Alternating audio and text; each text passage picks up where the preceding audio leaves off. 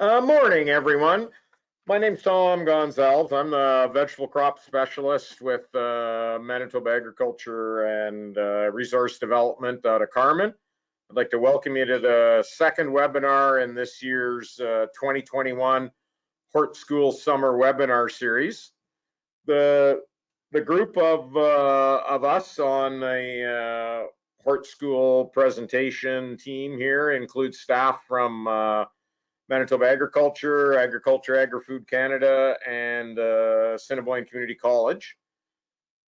We're basically looking to try to provide producers and industry with extension information. And in this era of COVID, even though restrictions are starting to loosen, we're still limited in what we can do in person. So we've chosen this webinar format. Today's webinar we're doing in the form of a Q&A. We had a couple of questions sent in to me prior to the webinar that we're going to deal with. But if anyone who is attending the webinar has questions, if you can type them in the chat feature, we're monitoring that chat and we will get to your question. It might not be immediately the second you type it in, but we will get to your question. The three areas that we're going to be discussing today are vegetable field scouting.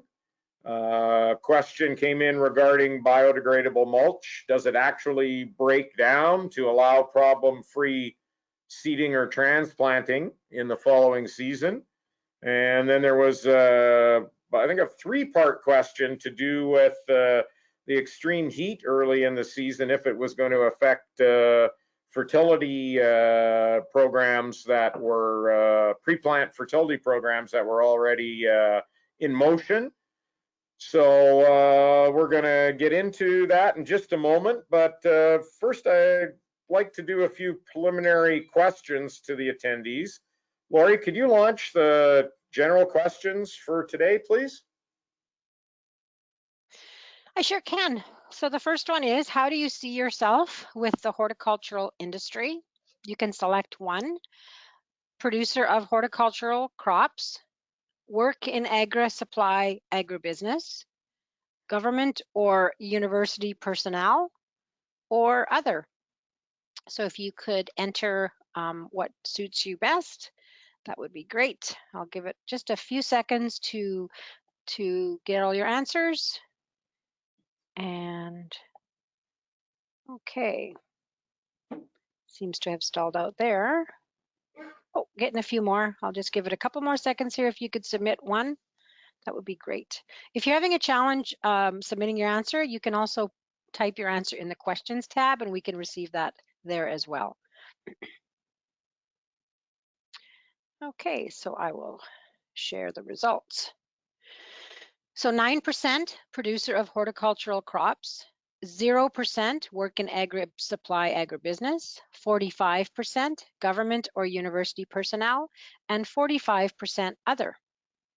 So you want me to launch the second one? Yes, please. Okay. So the second one is, if you are a horticultural producer, what size is your farm? So if you could select one, please. 0 to 4.9 acres, 5 to 14.9 acres, 15 to 49.9 acres, or 50 plus acres. So I have 0 people voting so far. If you guys could enter one, and if you're having challenges, like I say, in the questions tab will work. Best guess, I guess, right here, Tom? Oh yeah, it's more, all we're trying to do is just get a handle on what scale of producer is attending the webinar here. Perfect. Okay. Give it a couple more seconds and I'll close that one and share the results. So 50%, 0 to 4.9 acres, 0%, 5 to 14.9 acres, 50%, 15 to 49.9 acres, and 0%, 50 plus acres. All right, so back to you. Okay, let's get right into it. Basically, the first part of our discussion is going to just be regarding field scouting, and I think maybe before we do that discussion, I'd like to do one more question, not to overload everyone with questions, but just to give us an idea when it comes to scouting, how it's done on your farm. So, Lori, could you launch that question regarding field scouting, please?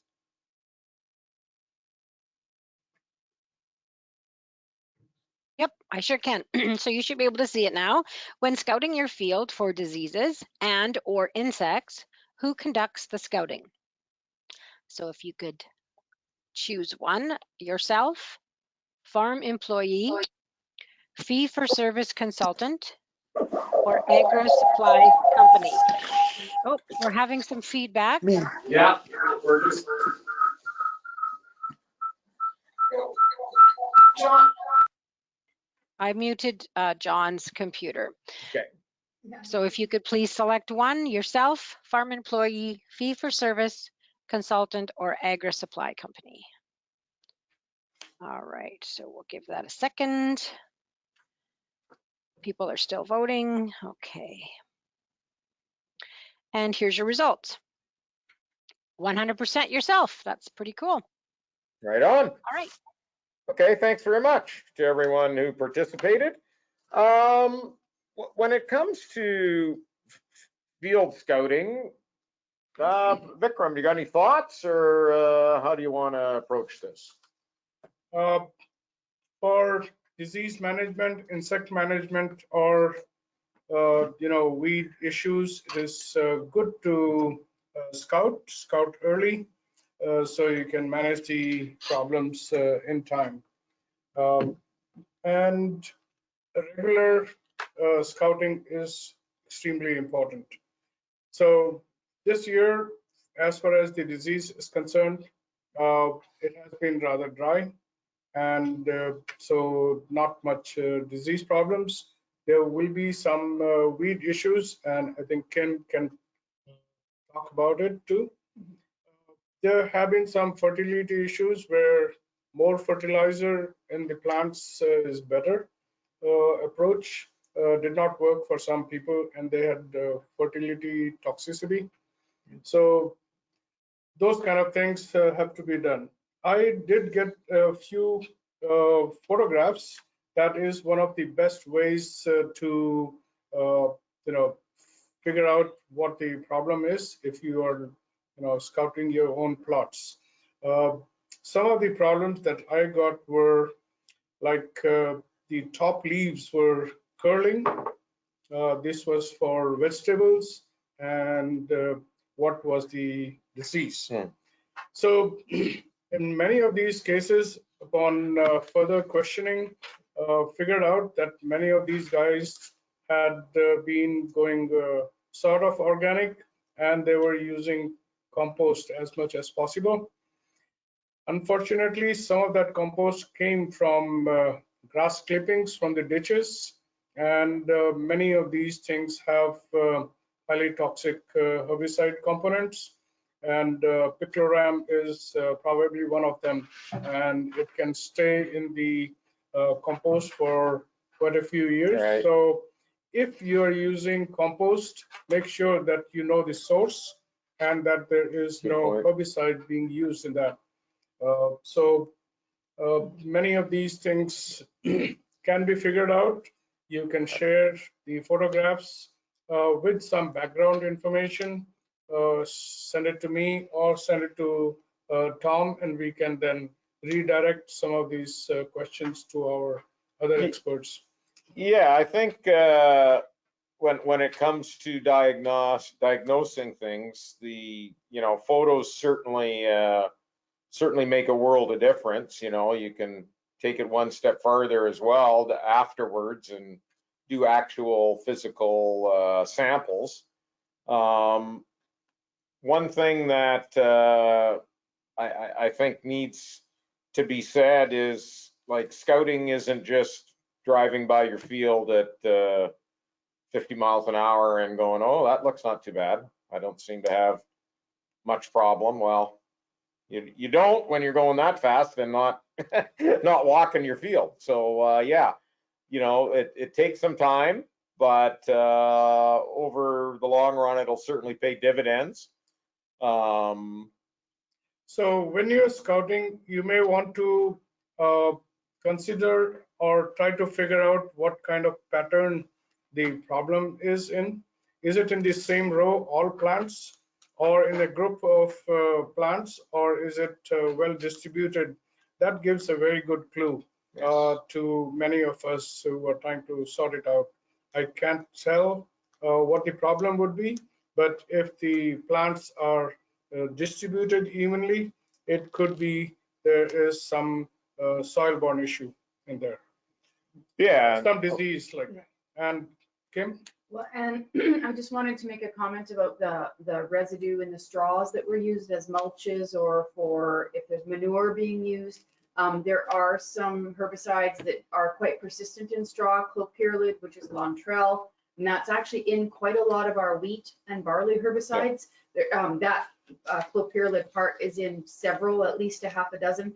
There's also some rangeland like grazon and that type of thing. There's a class of like a family of herbicides, and they're quite persistent in the straw. So you'd really need to be careful where that straw is coming from, what's been sprayed on that straw, if you are using that for any kind of a mulch, or if you are using manure, if you can trace that back, because those residues are quite persistent. And I do believe it's even in the Guide to Protect Crop Protection talking about on some of those labels. And it's not just the one, it's everything in that that related group of chemistry. So it's clopyralid would be the field crop one. The other herbicides are more used for industrial uses, but like ditch spraying and pasture spraying and that type of thing. So you need to be careful with those. Sure. Things. Yeah. One of the things too that in a previous life when I was working in potatoes that we tried to get across to folks who were doing acres and acres of scouting for a living was kind of the idea to, you know, not just be looking for a pest, but symptoms. You know, it's not just can I find whatever the pest problems are, but what are the symptoms? What symptomology is expressing itself that that can be an important clue, you know. And Vikram's point about the pictures at the start is a real good one, but if it gets to a stage where you need samples, and it's a sample of a entire plant, one of my pet peeves is people who just pull the plant right out of the ground. I'd prefer you dig it out of the ground and try to stress it a little less. It's going to be stressed enough sending it in. So things like that. Any other comments, anyone? Okay. Well, any questions came in? No, I don't see any. Okay, well, we'll move. We can certainly come back if anyone decides they want to talk about scouting. Just type in the Q&A tab there. But I think we'll move on to the question that had come in. Are there people from greenhouses as well in here? In the attending? Audience? Yes, maybe. Maybe. Okay. For people who have high tunnel or greenhouses, for scouting, you may want to also use the sticky traps, and that is a very good alert system of what you should be looking for early in the cropping. Right. And if you put those things, it may be catching the insects in time. So right, that's a good point. The sticky traps are quite good in that sense. Okay, moving on to a question that that came in via email earlier. Basically, here's the question: when it comes to the use of plastic mulch for weed control, does biodegradable mulch break down enough before next season to allow problem-free seeding and or transplanting? Last webinar, Kim and I were talking a bit about just in general weed control, and mulches is one of them. If I remember the poll correct, I think 10% of those who participated in the poll question used mulches as their plastic mulch, not like straw or anything like that, but a plastic mulch. But we didn't break that question down into biodegradable or non-biodegradable. The cost used to be about double, but it's probably only about 50% more now for biodegradable mulch. It does save labor in the sense that you don't have to be removing it. You can just work it into the ground. One of the things here, let me just try to advance this. Okay, so here's a picture taken earlier this week. This was mulch that was laid in April or May, I can't remember the exact date, of 2020. And then last year, we just left this part of the plot. There was no incorporation done. And you can kind of see in the bottom third or so of the screen, there's a row of plastic mulch running from left to right or right to left on your screen. And it has a few holes in it that have broken down. But on its own, without any tillage, it hasn't basically fallen apart or anything. In this demo plot, we have the control here where we didn't do anything. We did one plot with a cultivator, one plot with a disker, and one plot with a rotavator. I didn't put in all the pictures here, but just for example, this is the same trial, but it was a plot where we ran a rotavator through on November 4th of 2020. And this is a picture from the same day as I did the previous picture. And you can see in the sort of center of the screen there are pieces of mulch in June. And some of them look fairly big. And I would say some of them in square inches could be up to maybe a dozen square inches. But when you put your thumb and forefinger, if you hold it in your hand and just with a very light pressure pull on that, there's no, it's not solid anymore. It just basically falls apart quite easily. And we also had a plot that was from 2019 that had soybean strips of one pass of soybeans in 2020, and right beside it a pass of canola, and alternating like that down the field. And the gentleman who sowed that said there was no plugging he noticed in the equipment at all when the crop came up. There was no obvious issues with emergence. And now this year there's wheat in corner to corner in that field. And I was out there earlier this week just to look at it, and it's been a little dry there, so it's not the greatest looking wheat crop, but there's nothing that I can trace back to to any issues with the mulch that were involved there.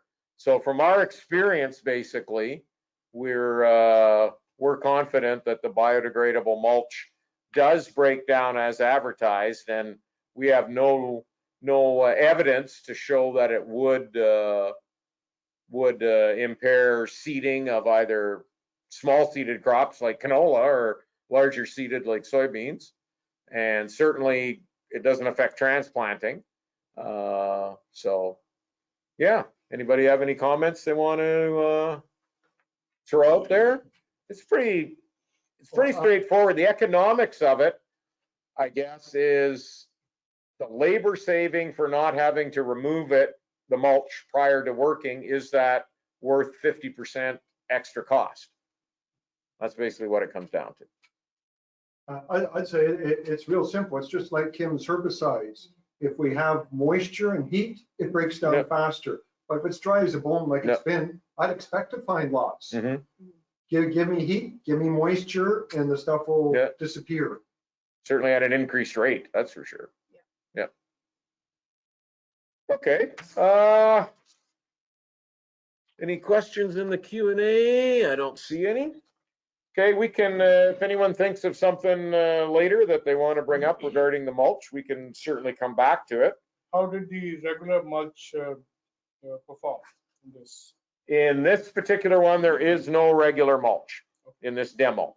In 2019, there would have been regular mulch, and we did not work it in, but we left it, a small area of it, just to see, because I didn't want to spread petroleum-based plastic in their field by disking it or rotivating it, but just left it to see what it would be like. And it definitely stays together longer than the biodegradable mulch when you leave both alone. Just the sun, snow, everything on it. And one of the, we noticed that this year as well, Vikram, one of the biggest issues was Bambi walking across the mulch. And it creates quite a few holes in the mulch. Even in the new mulch we laid this year, by the next morning when I came back, there was quite a set of tracks across there. It is much thinner. So ask your audience, what's the best way to keep varmint deer out of your hort plots? Okay. Legally. See what they've got. Okay. So if people heard that, we'd like to get an idea of what what you as producers are doing to keep deer out of your fields legally, I think is the operative word here. So if in the question and answer, anyone wants to share what they do, we'd appreciate hearing about that. So feel free to type that in, and that'll help us out down the road. I think we'll move on to the third part of our discussion today. Basically, there was three-part question regarding fertility, all kind of related to the extreme early heat. And the first part was, could the extreme early heat be causing problems with the availability or timing of the polymer-coated fertilizer that I applied pre-plant? Okay, so Tom, I think that's directed to me. And I would say heat is what allows the liquid urea to leak out of your ESN. I don't think heat is your issue. I think it's dryness that you meant to say. And that's why ESN should be put into the soil, not on top of the soil. But if it's mixed in, it will imbibe moisture. But if it's very dry, you can check this out yourself. Simply go out with a trowel and dig some up. And when you find those pellets, they should have imbibed water. There should be liquid urea inside. And with heat, that liquid urea over time diffuses out. But if it's so dry, if your soil has got so dry that that's not liquid urea in there, well, then it's probably not going to be leaking out. I can't tell you what your situation is. You just have to check it yourself. And but if you're a horticultural producer and you're irrigating, hey, it's probably working just fine. And you probably want to irrigate for your hort crops anyway. Absolutely. So I would not be worrying a whole lot about that. Right on. The second part of the question that was sent in, could the extreme early heat cause any problems with uptake of any other specific nutrients? Again, I think heat is the wrong descriptor. It's dry weather. And yes, moisture through mass flow moves nutrients to the roots as they transpire. That's how much of our nitrogen moves to the plant. But also diffusion, and under dry conditions, that's when we sometimes see potassium deficiency in plants. It's just a very crooked or tortuous path for diffusion to the root. So, but if you're talking hort crops, the classic example is calcium in tomatoes, where if we have low moisture in the soil and the plant is growing, it doesn't move the calcium by mass flow to the transpiring root. And that's where we would see that. So yes, dry conditions can cause problems with nutrient uptake. Again, if you're a horticulture producer, if you're irrigating, I don't think you'll miss a beat. But if you are letting that soil get dry, then there's possibilities that some of those others will be an issue. Generally, those crops are fertilized well, and so I wouldn't expect potassium, phosphorus, or nitrogen to be a big issue. But the calcium's one to watch. Yeah, and then you get into some crops that are more have a higher chance of having problems if potassium and calcium and that, you know, calcium for blossom end rot tomatoes or whatever, you know. Yeah. So so a good question. You know, the dry conditions. In fact, right now we're seeing, you know, corn's looking kind of punky out there, and some have mentioned it. It's just a case that if nitrogen's been banded, there's been very little moisture in the soil. So that nitrogen is not moving very much right now, and there's not a lot of mass flow to the roots as they're growing. So yeah, things just look a little punky right now. Right. And the third part to that question all came from the same individual. Should I be foliar testing to confirm adequate levels of nutrients in my crop? And I think we kind of touched on a lot of the reasoning there. Yeah, good question, because yes, I think that sophisticated vegetable growers do routine tissue sampling. When we're doing this with other crops, we also like to soil sample, because that will tell you if you need to apply more nutrients. A soil sample will let you know if the nutrients are already there in the soil, and that it's an uptake problem, not a deficiency in the soil. So we actually do this with some like to see a combination of both, but certainly tissue testing. And Tom, I know the next question would be, well, how do I know where to do it? Yeah. And I don't try to deceive people with my ignorance. I just point people directly to the University of Minnesota fertilizer guidelines for commercial vegetable and fruit. And maybe you can attach a link to that. Yeah, we can send that. We can send that out at some point here right away. Like, and that's where I would go. I'd go right to the source. I wouldn't bother yourself talking to me about that. Go right to the source. Carl Rosen writes that guide, and he's a world-class researcher down in Minnesota. and I think too, you know, you get crops that have more acreage and things like that. Like, for example, foliar testing of potatoes is just second nature. Like, it's just done constantly. The process is refined, and it's something that basically all producers are doing. Yeah, I like what you said. It's refined in that there are standard values. Yes. Often with minor crops, if there's a test, yes, we'll get a result back, but we may not have a good database telling us what's normal, what's low, what's high. Right. So that's why I say that the best we have on that would be going to that Minnesota guide. But you know, keeping track of this and developing your own long-term levels or track record may help you to identify yourself what's adequate and what might have been shy. Definitely. Anybody else have any thoughts, comments regarding fertility or foliar testing or anything to throw out there? On tomatoes, the blossom end rot appears as a black rot-like thing at the distal end. So if you see something like this, you had calcium deficiency problems. Right. Well, or calcium, it's a water deficiency Yeah, problem. right. Water Yeah, deficiency, or Yeah. some cases it's a immobile, and so it has to be provided continuously.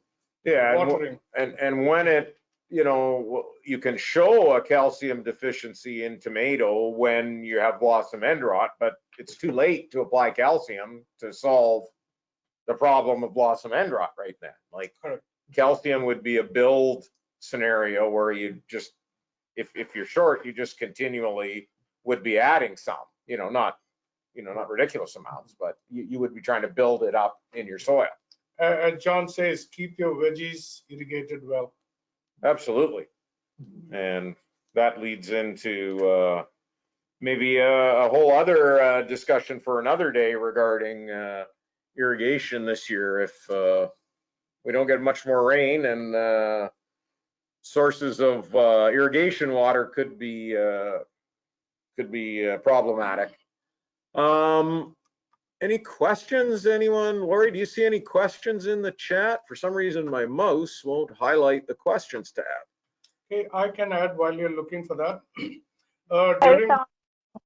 During this No, time. go ahead. Hello. Hey, Okay. I was just going to say there is a comment in the chat, but it's not a question. It's actually a comment that came in about your question earlier about how to keep the deer out. And so someone posted birdguard.com. There's a company, birdguard.com. They have a sound device that keeps birds out, and also apparently one that is supposed to keep deer out of the garden as well, or the field. Okay, right on. How do you spell that? What's the spelling of that, Marla? Does it bird? Birdguard, BIRDGARD. So guard without the U. Right. Birdguard. Okay, cool. Thank you. Okay, I was going to say that because we have less rains, it is dry.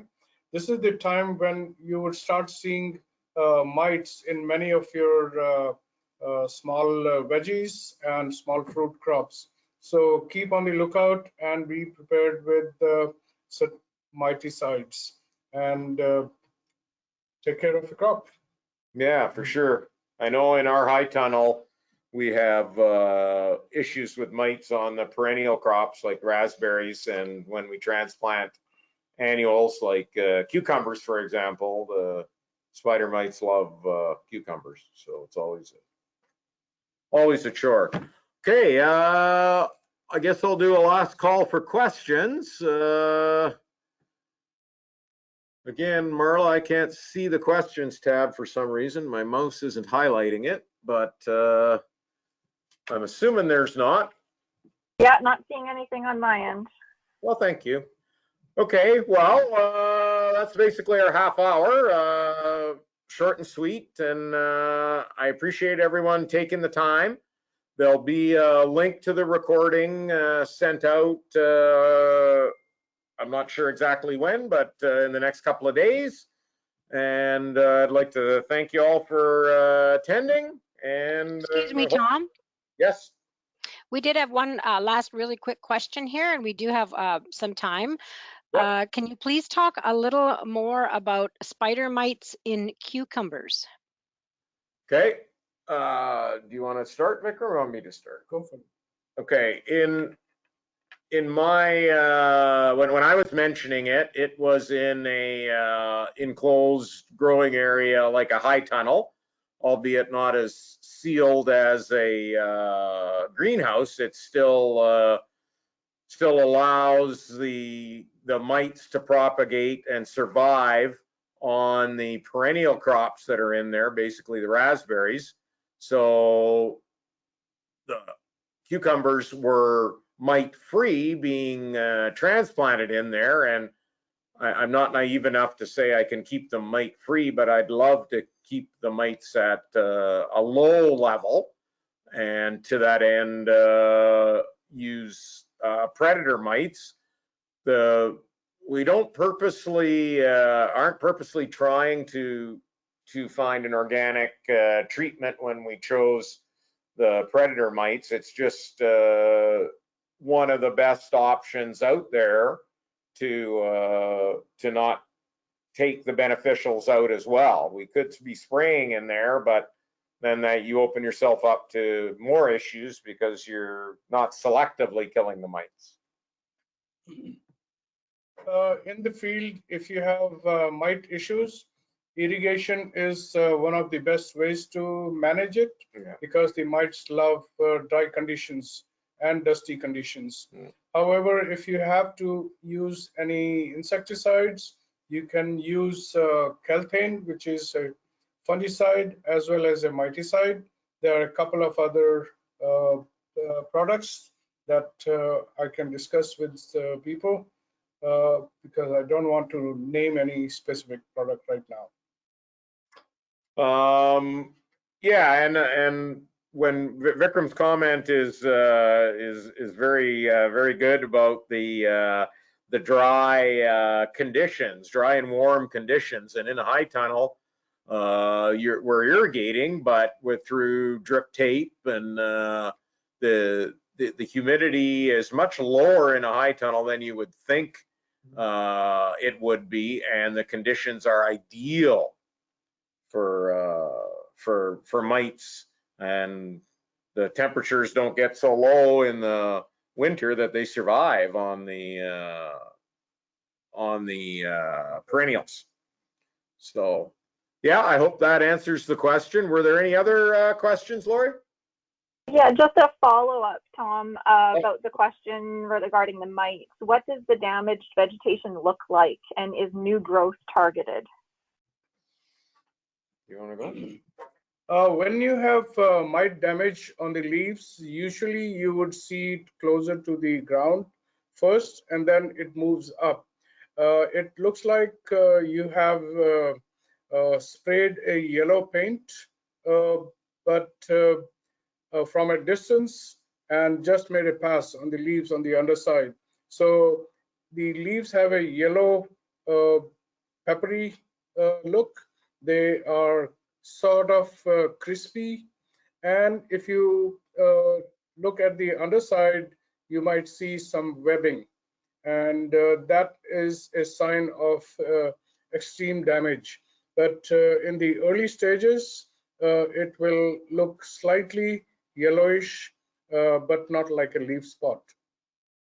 Yeah, I think Vikram's comment about the yellow paint is quite good way to try to describe it. The aerosol mist of yellow is basically when you see that color on the leaf, that those are dead portions of the leaf surrounded by healthy, or some greenness. Yeah, so, some living tissue, obviously not very healthy, but still much like green, much healthier than the dead sort of yellow tan color.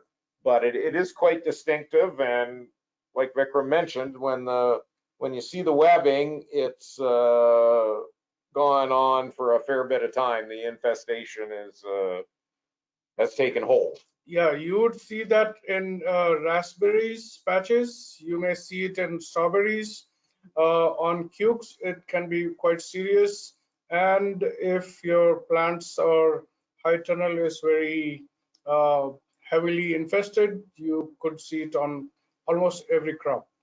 So very important to manage it. In some cases, there would be spreading virus diseases, but on a small non-commercial scale, the virus diseases are not going to lead to much problems. Right. And like Vikram was saying, you know, the perennial fruit crops, but also cucumber.